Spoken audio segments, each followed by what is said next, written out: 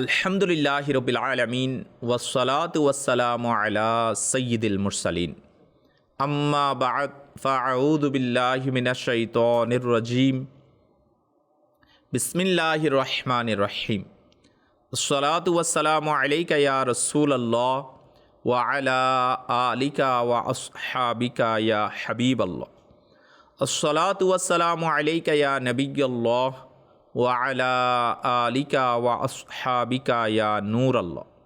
প্রিয় আশিকানে রসুল ও মাদানী চ্যানেলের দর্শক শ্রোতা, উপস্থিত হয়েছি আবারও আপনাদের মাঝে অনুষ্ঠান ঐতিহাসিক শত্রু নিয়ে। আল্লাহ পাকের রসুলের দুশমন এমন এক জঘন্য ব্যক্তি যে শেষ পর্যন্ত নদীর পানিতে ধ্বংস হয়ে মিশে গিয়েছিল। হ্যাঁ, নাম তার ফিরাউন। আমরা শ্রবণ করেছিলাম পূর্বের পর্বে ফিরাউন কিভাবে হাজারো শিশুকে হত্যা করেছিল শুধুমাত্র মুসা আলা নবিগিনা ওয়া আলাইহিস সালাতু ওয়াসসালাম এর জন্মকে রুখে দেওয়ার জন্য। কারণ তাকে জ্যোতিষীরা বলেছিল এমন এক শিশু বনি ইসরায়েলে জন্মগ্রহণ করবে যে তোমার সাম্রাজ্যকে ধ্বংস করে দিবে। প্রিয় আশিকানে রসুল, শ্রবণ করি আমরা পূর্বের পর্বে জেনেছিলাম মুসা আলা নবিগিনা ওয়া আলাইহিস সালাতু ওয়াসসালাম এর আম্মি জান শিশু মুসা নবীকে একটি বাক্সে করে নদীতে ভাসিয়ে দিয়েছিলেন। হ্যাঁ, আজ আমরা সেখান থেকেই শুরু করব। সেই নদী থেকে একটা খাল বের হয়ে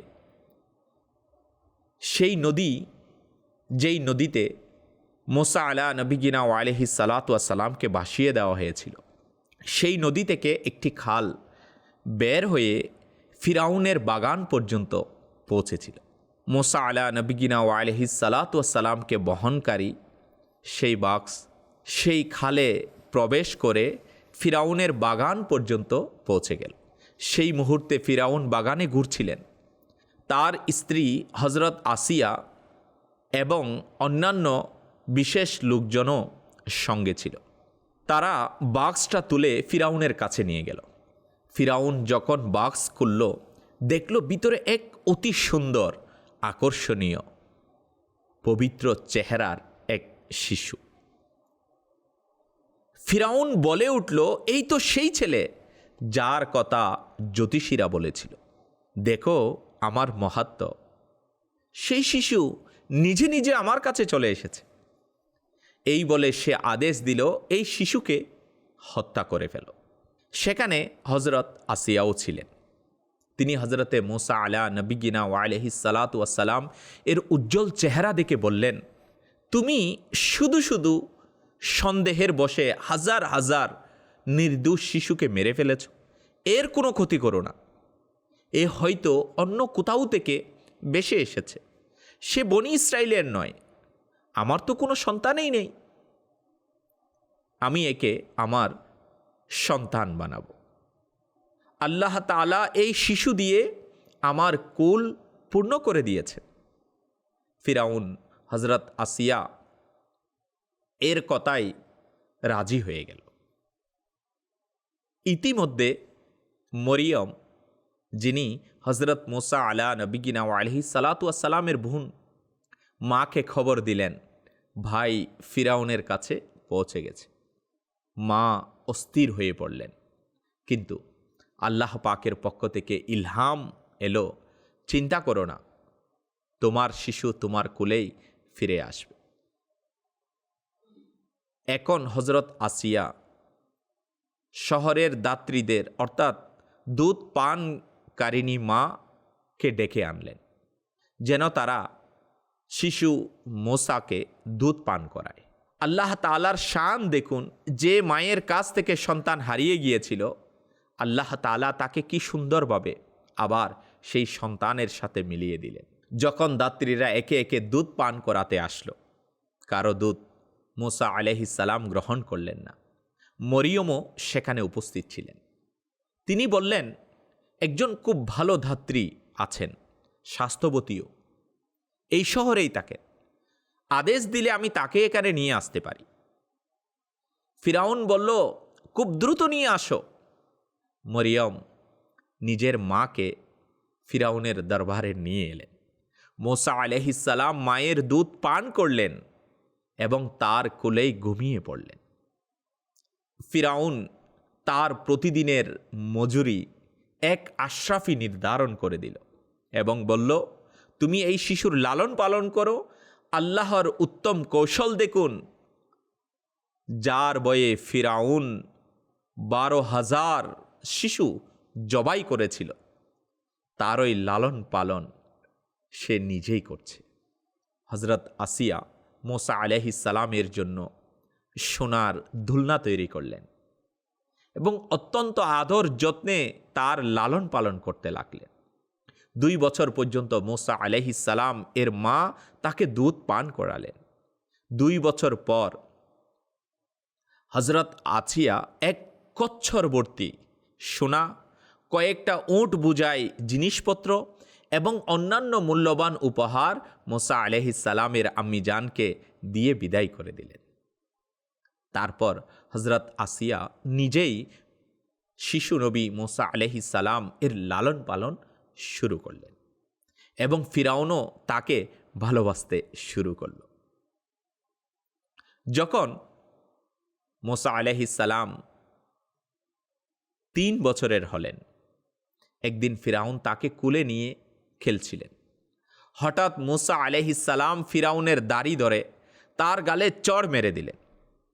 ফিরাউন ভীষণ রেগে গিয়ে হজরত আসিয়াকে বলল, আমার মনে হচ্ছে এই সেই ছেলে, একে মেরে ফেলা উচিত। দর্শকবৃন্দ, দেখুন কি নিষ্ঠুর ছিল একটা ছোট্ট শিশুর এতটুকু কাণ্ডে তার রাগ এতটা চড়ে গেল এবং তার পুরনো আশঙ্কা আবার জেগে উঠল। চিন্তা করে দেখুন সে কেমন মানবতার দুশ্মন ছিল, যে 12,000 শিশুকে জবাই করে হত্যা করেছে। তার নির্দেশে 12,000 বনি ইসরাইল এর শিশুকে হত্যা করা হয়েছে। তখন হজরত আসিয়া বলে উঠলেন, শিশুরা তো না বুঝে এমন করে, তাদের কাছে এত গুরুত্ব দেওয়ার কি দরকার? তারা তো আগুনেও হাত দিয়ে দেয়। ফিরাউন বলল, আচ্ছা তাহলে এর পরীক্ষা নেওয়া যাক। এক থালায় সোনা আর অন্য থালায় আগুন রাখা হলো।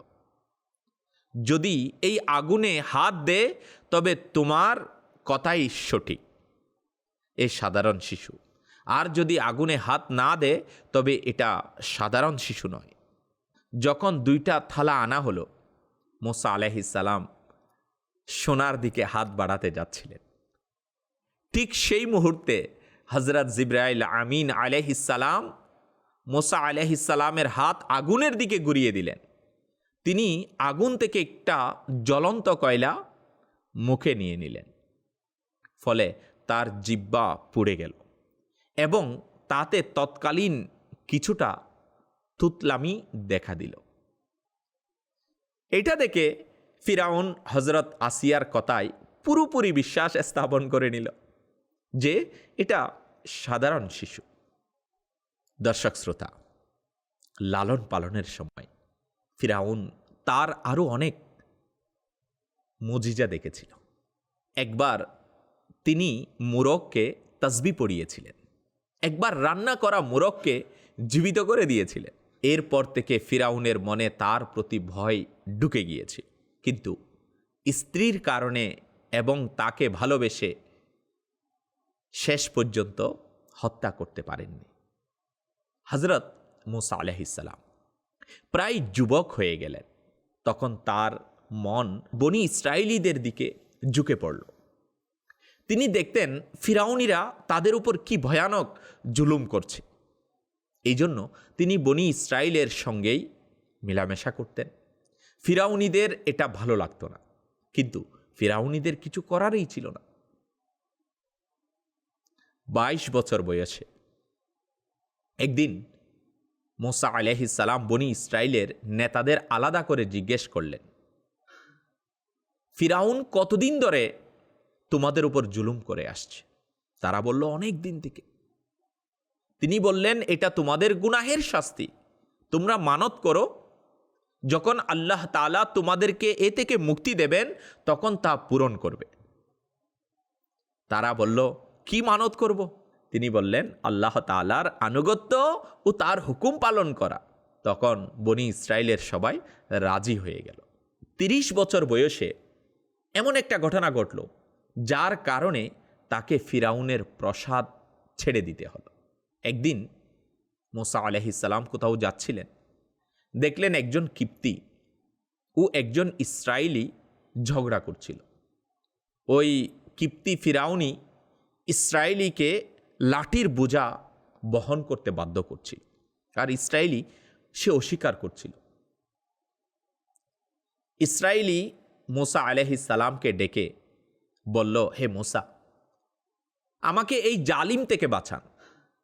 মুসা আলাইহিস সালাম সেই ফিরাউনিকে জুলুম করতে নিষেধ করলেন, কিন্তু সে মানল না। মুসা আলাইহিস সালাম তাকে দূর করার জন্য একটি ঘুষি মারলেন। সেই ঘুষিতে সেই কিপ্তি মারা গেল। ঘটনা ফিরাউনের কানে চলে গেল। সে বলল, মুসা এমন করতে পারে না। ফিরাউন এটা এই জন্য বলছিল কারণ মুসা আলাইহিস সালামের স্বভাব সম্পর্কে ফিরাউনের জানা ছিল। আসলেও তিনি তাকে হত্যা করার ইচ্ছা পোষণ করেননি, শুধু জুলুম থেকে বিরত রাখতে, দূর করতে চেয়েছিলেন। পরের দিন আবার ঘটল সে একই ঘটনা। অন্য এক কিপ্তির সঙ্গে এক ইসরায়েলি ঝগড়ায় জড়ালো। মুসা আলাইহিস সালামকে দেখে আবার সাহায্য চাইল।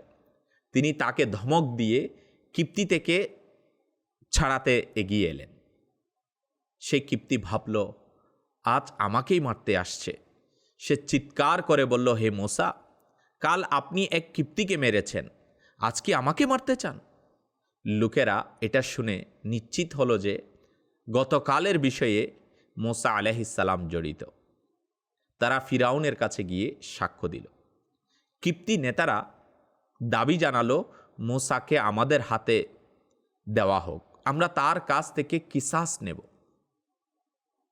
অর্থাৎ প্রতিদান নেব, কাফারা আদায় করব। ফিরাউন তৎক্ষণাৎ কোনো পদক্ষেপ নিল না, কিছুক্ষণ অপেক্ষা করল।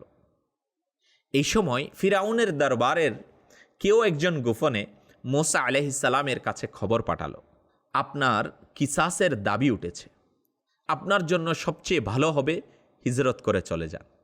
মুসা আলাইহিস সালাম এই পরামর্শ গ্রহণ করলেন এবং কোনো কাপড় সামান ছাড়াই মাদায়ানের দিকে রওনা দিলেন। হ্যাঁ, মাদায়ানে তিনি আল্লাহ তাআলার নবী হজরতে শুআয়ব আলাইহিস সালামের ঘরে আশ্রয় নিলেন এবং তার মেয়ে সফুরার সঙ্গে বিবাহ হল। 10 বছর সেখানে থাকার পর আবার মিশরের দিকে রওনা দিলেন। পথে তাকে নবুয়ত প্রদান করা হলো এবং পরবর্তী 40 বছর তিনি মিশরে ফিরাউনিদের মোকাবেলায় নিয়োজিত ছিলেন। তিনি ফিরাউন ও ফিরাউনিদের বড় বড় মুজিজা দেখাতে থাকলেন, যাতে তারা ঈমান আনে, কিন্তু তারা ঈমান আনল না। অবশেষে তিনি আল্লাহ তাআলার দরবারে দোয়া করলেন, হে আল্লাহ, যেভাবে হোক বনি ইসরায়েলকে ফিরাউনিদের হাত থেকে মুক্তি দিন, যাতে তারা ভয় ছাড়াই শান্তিতে তোমার ইবাদত করতে পারে এবং তোমার হুকুম অনুযায়ী জীবন যাপন করতে পারে। হুকুম আসলো, বনি ইসরায়েলকে জমায়েত করে রাতারাতি এখান থেকে বের করে নিয়ে যাও। ফিরাউন যদি তোমাদের পিছনে আসে তাহলে তাকে ধ্বংস করে দেয়া হবে। আল্লাহ পাকের নবী মুসা আলাইহিস সালাম গোপনে সকল বনি ইসরায়েলিকে এই হুকুম জানালেন। সবাই রাজি হয়ে এক জায়গায় জমায়েত হতে লাগলো। ফিরাউনের সন্দেহ হলো, কুচ নিয়ে জানতে চাইল, বনি ইসরায়েল সব এক জায়গায় কেন জমায়েত হচ্ছে? তারা বলল, আমাদের আশুরার দিন কাছে এসেছে। হজরত আদম আলাইহিস সালাম এই দিনেই সৃষ্টি হয়েছেন, এটা আমাদের ঈদের দিন, তাই আমরা শহরের বাইরে একত্রিত হয়ে ঈদ উদযাপন করব, আল্লাহ পাকের ইবাদত করব।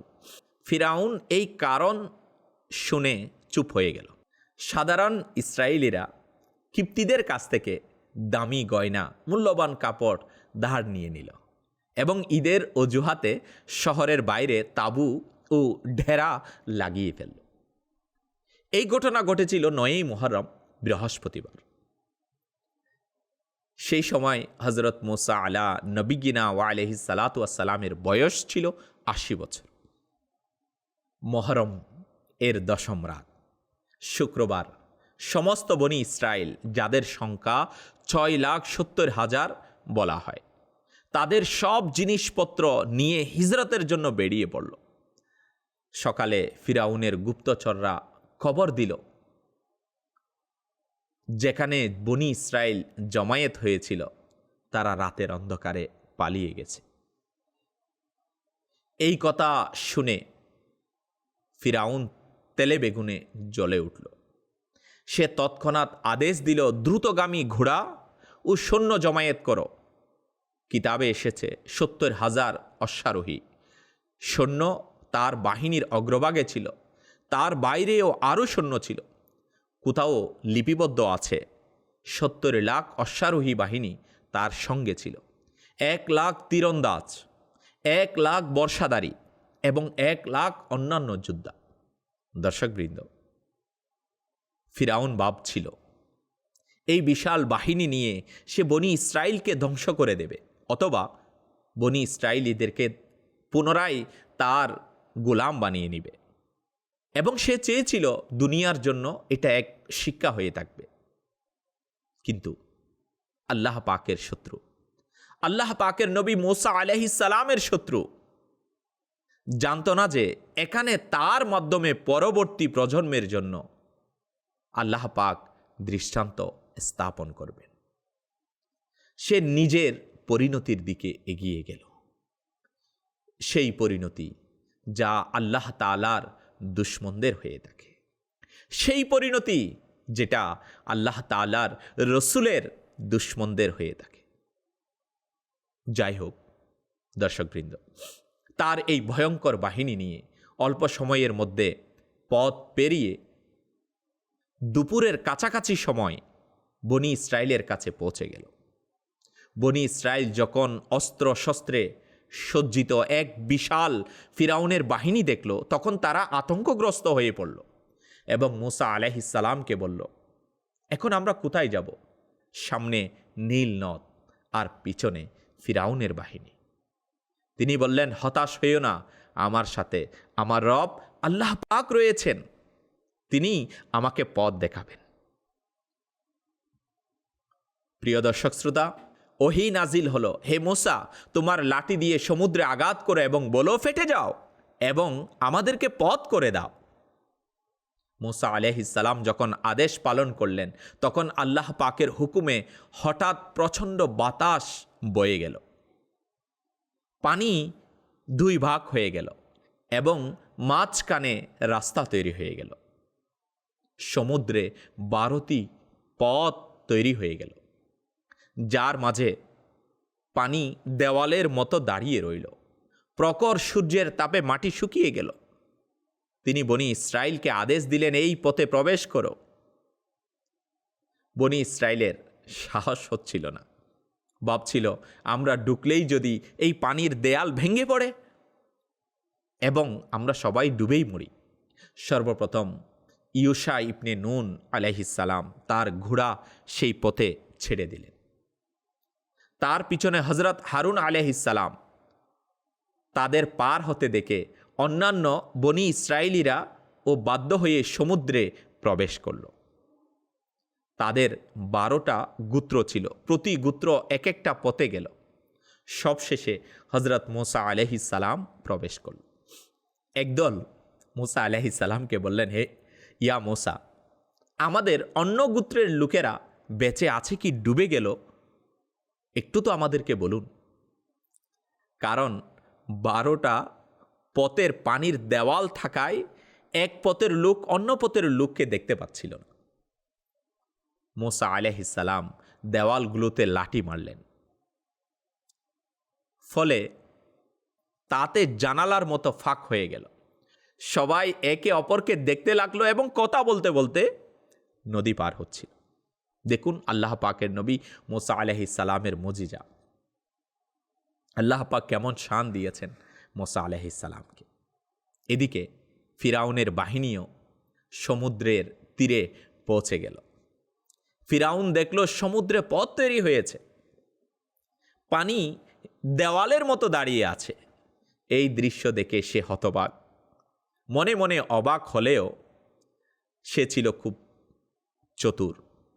সে এই পরিস্থিতিকেও নিজের স্বার্থে ব্যবহার করতে চাইল। সে তার সৈন্যদের বলল, দেখো আমার মহত্ব দেখো, সমুদ্র শুকিয়ে গেছে, যাতে আমি আমার পালাতক গোলামদের জীবিত ধরতে পারি। কারণ এই ইসরায়েলিরা ডুবে মরলে আমি গোলাম পাবো কোথায়? দেখুন আল্লাহ পাকের দুশ্মন, মানবতার দুশ্মন, আল্লাহ পাকের রসুলের দুশ্মন, সে এটাকেও সে নিজের কৃতিত্ব হিসাবে প্রকাশ করতে চাইল। তার মন্ত্রী হামান চুপি চুপি বলল, সমুদ্রে পার এগো না, তাহলে বুঝতে পারবে তুই আসলে কত বড় ক্ষুধা। ভালো হয় দ্রুত নৌকা জমা করে সেগুলো দিয়ে পার হওয়া। হামান বলল, পরামর্শ দিল, ভালোই ভালো, নৌকা জমা করো এবং তার মধ্য দিয়ে পার হও। হামানের পরামর্শ শুনে ফিরাউন থেমে গেল। দর্শক শ্রোতা, ফিরাউন থেমে গেল, কিন্তু আল্লাহ তাআলার ফাইসালাকে কে বদলাতে পারে?